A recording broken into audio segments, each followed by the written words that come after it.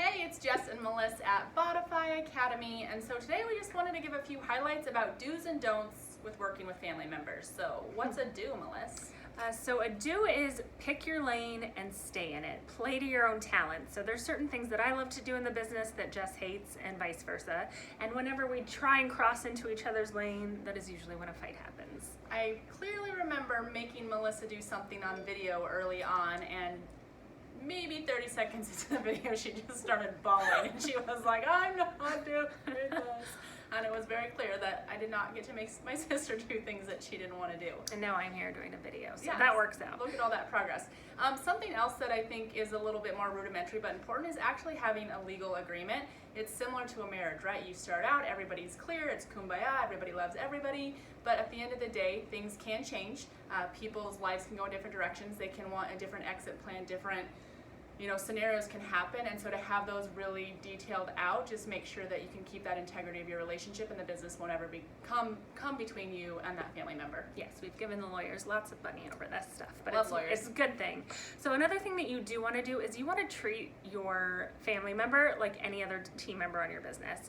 You really want to have hats. Like I have my business hat on with Jess, and then I have my family hat on. And so when we're here together at work, we don't get to talk to each other like we're family, and vice versa. When we're home, we don't get to talk to each other like we're business owners. And this, it's been a learning lesson. I think Melissa probably does a far better job than I do, and there are some times where I have said things to her and then she's pulled me kind of aside and she's like, look, that is nothing you would ever say to somebody else on the team, and you said it in front of people and it's just really not okay. And it's not that you never mess up, but it's just taking that feedback and knowing that she's coming from a place of wanting our business and our relationship to thrive, and so just paying attention to those things and doing the best that you can to not kind of intermingle those and do things that aren't appropriate.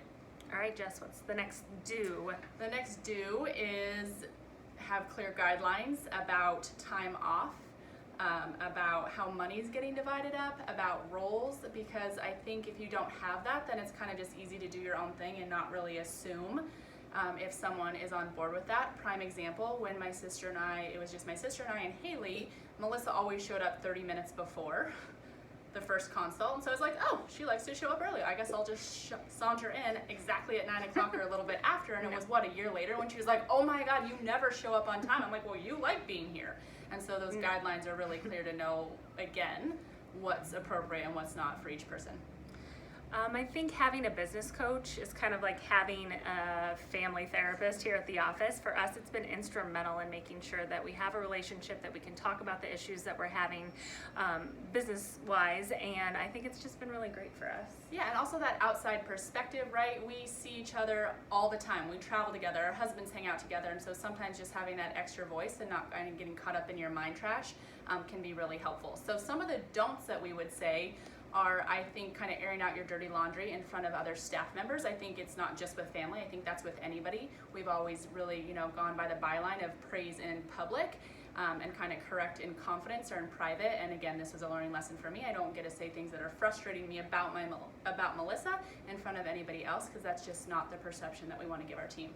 Yeah, and we don't want to speak negatively about the person to other family members either. If I go to my mom and say, oh my God, Jess is such a bear at work, that puts her in a bad place. So definitely trying to keep those boundaries, not talk negatively. Yeah, and so something else is, my sister is my sister and I love her, and sometimes I can have different expectations of her than I do of an employee, and I think this can go one way or another. You could have a higher expectation or you could have a lower expectation. We've all heard this with nepotism. People be like, oh, the office manager's, so-and-so's sister and they don't have to do anything, and that can be just as damaging as expecting her to do more than anybody else on my team. And then don't allow your staff to come to you and complain about the other person. It's great if you're the manager, you want to hear those things, but you really want to set up, a system where it's open door policy. Like, you need to get those two together to talk and figure out what's going on. I don't want to hear how badly Jessica is treating everybody. Thanks.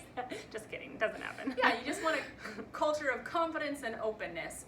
And so another learning lesson for me, I feel like these are all my learning lessons, was that workflow is going to ebb and flow, right? Yeah. I mean, there are times, for example, Black Friday, Melissa's, one of her gifts is coming up with a Shopify page and, looking at the content and the graphics and figuring out how all this button connects with this button. And so sometimes there's more pressure on my sister in terms of timelines and getting things done. And I feel like I'm just sitting there, sipping a latte at a coffee shop and it's like, hey, this isn't really fair. Or but vice then versa. It switches. I mean, this is the one, she does all the text messages 7 days a week, 24 hours a day.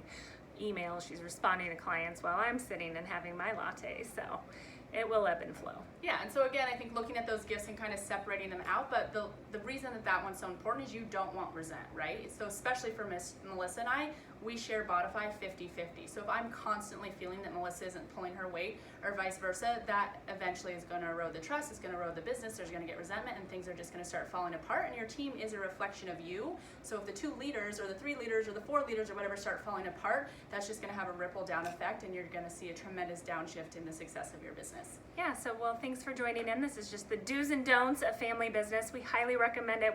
Thanks. Don't pull hair. We've had a great 5.5 years of working together, and here's to 5.5 more. Jessica at thebodify.com if you have any questions, anything follow up, and we're always here to support so you can freeze more fat.